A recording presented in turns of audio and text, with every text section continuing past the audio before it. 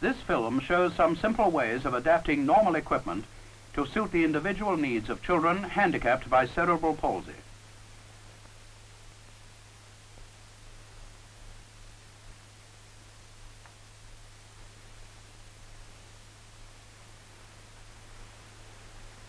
The children in the nursery unit at Carlson House are getting ready for their school day.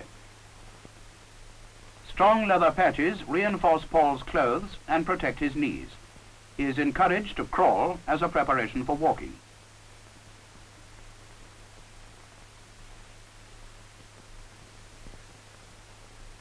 His boots are fitted with steel toe caps, otherwise they would look like this in a few days. Here are some of the older children in the nursery unit. The tray is held firmly to the tabletop with an ordinary bulldog clip. Gail finds it hard to control her hand movements, so her number work would be easily upset if the tray could move about. The number pegs are easy for her to grasp. They are made from cotton reels.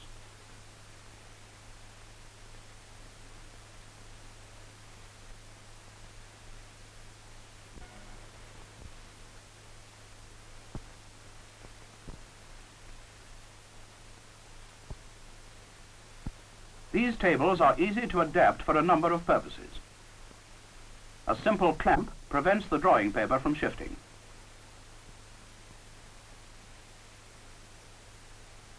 Rachel would not be able to hold the paper firmly with her affected right hand.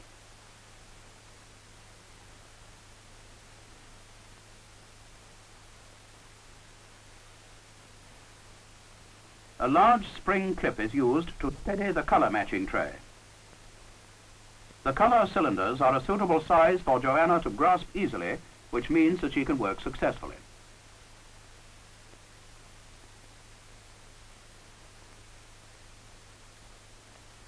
The color cylinders are made from round doweling, cut into lengths and enameled.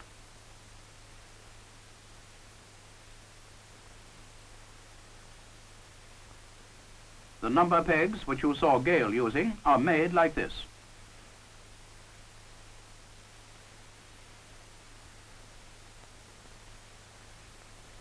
The back edge of each table is removable, so that two can be put together to make a larger one suitable for group activities. Sheet rubber matting can be purchased cheaply in odd sizes and cut to the shape of the tables. Inexpensive plastic mats turned back to front make good washable pinafores.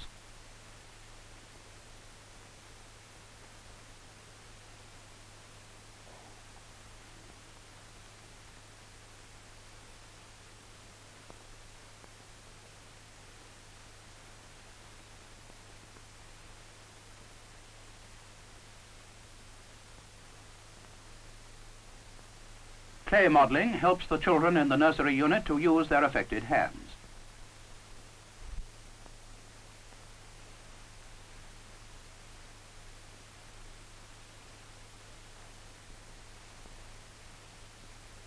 Gail cannot drink by herself unless the beaker and straw are firmly supported.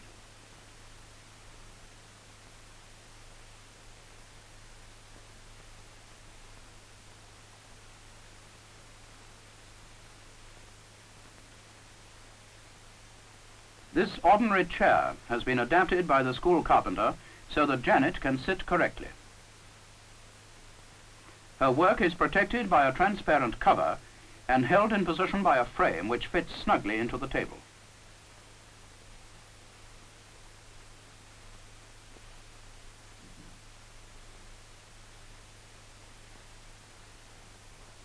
The legs are adjustable so that she will be able to use the same table throughout her school life. Janet is in the infants class at Carlson House School and is able to do simple number work.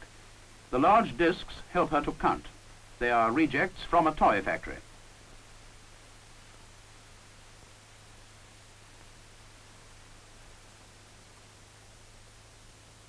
She has to concentrate not only on her task, but also on controlling her lip movements and swallowing to prevent serious dribbling.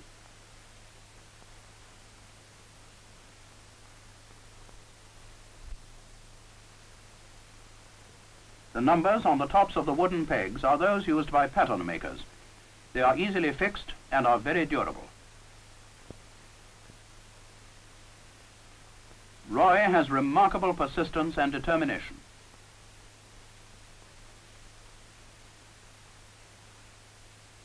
He has progressed from the simple number stage to more advanced arithmetic.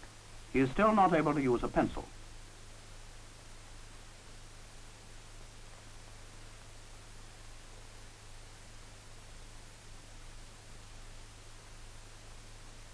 The color key helps him to recognize the number he wants.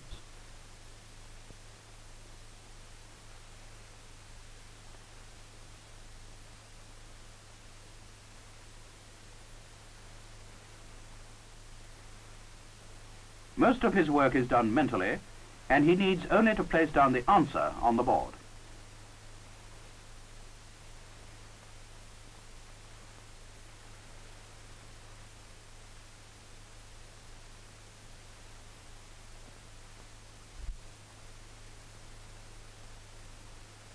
William is able to read, but in spite of daily practice, he has great difficulty in controlling a pencil. He is trying to write his name, William.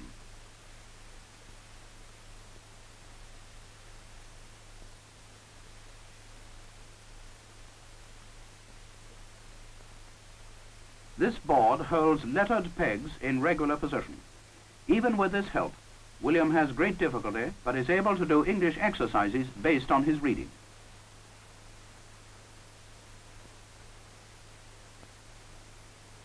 His hands are severely handicapped, but by placing trays on his left and right, he is encouraged to use both hands.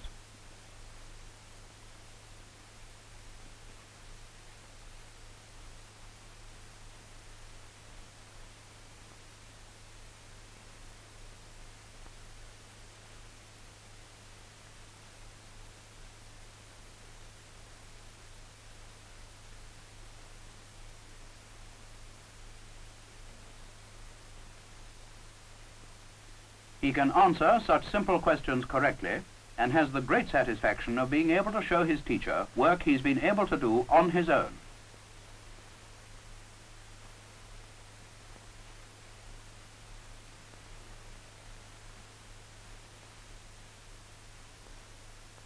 The whole unit stacks into a compact space.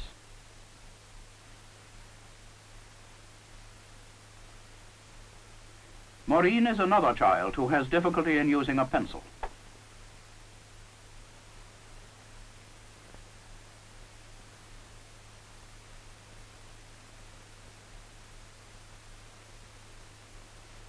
As she is able to read, her teachers thought she might be able to work better with a typewriter.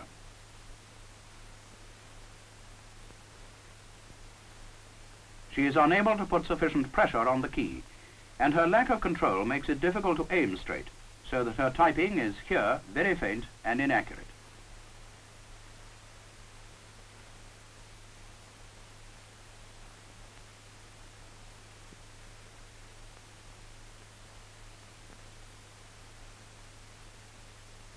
This simple plywood frame made by the school carpenter is easily fitted to the keyboard. Maureen can now work much more successfully.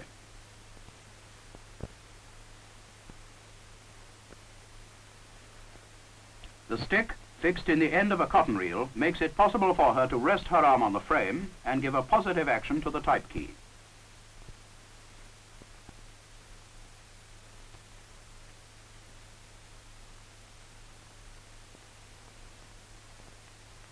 Gerald uses a similar stick and frame, and he can type quite efficiently.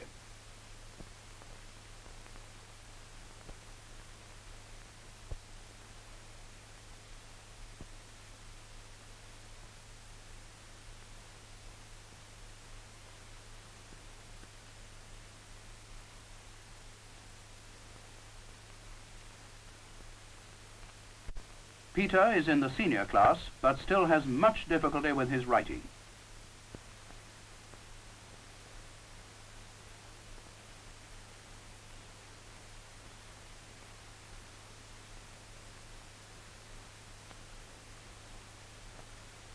He also has found a typewriter gives him a means of expression. Wooden skis prevent involuntary action of his feet from interfering with the finer movements of his arms and hands.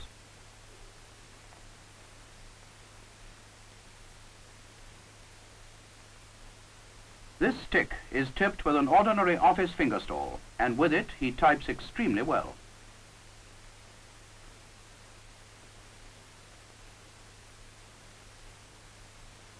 The same sort of stick is used by Robert to do quite difficult typing.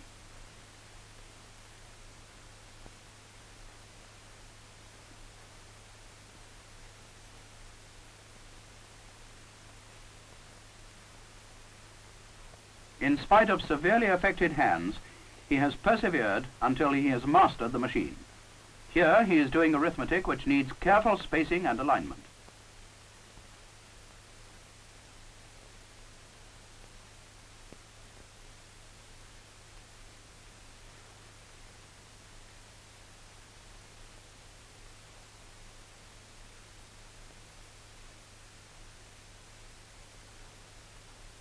This shows how accurate he can be. He uses the same technique for a new means of self-expression. He draws pictures with his typewriter.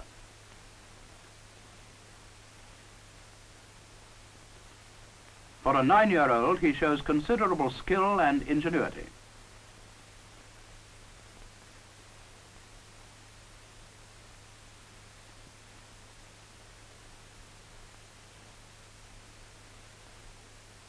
This is a man, a TV set, a house.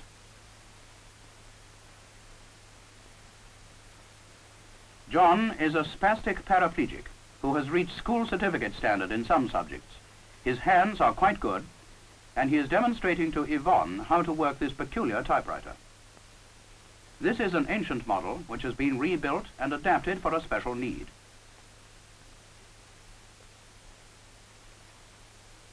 Yvonne is an athetoid and very severely handicapped. This instrument has provided her with her only means of putting her thoughts on paper. She is far too uncontrolled to write or to use a normal keyboard typewriter. She would be unable to change sheets, so a large roll of paper has been fitted, making it possible for her to work unaided for a long time. Not very tidy, but it is legible.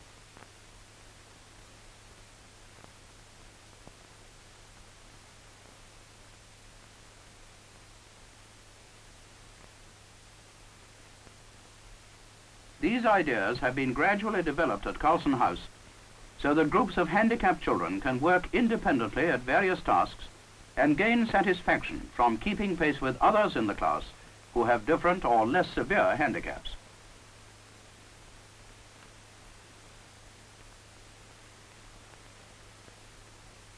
The closing caption is typed by Robert.